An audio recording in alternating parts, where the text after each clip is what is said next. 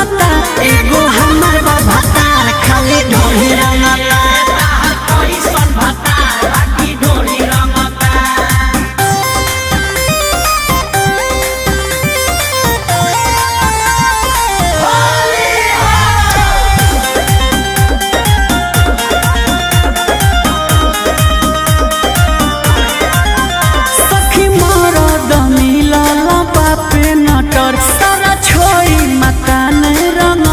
centre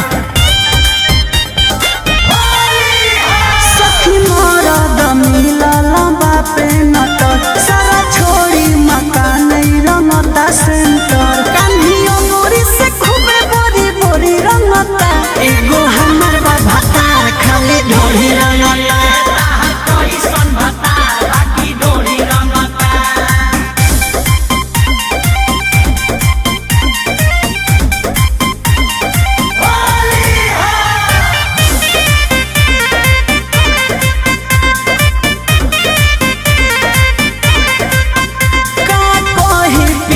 पड़ल बा जान के चंचल बा दीवाना चिकन सामान के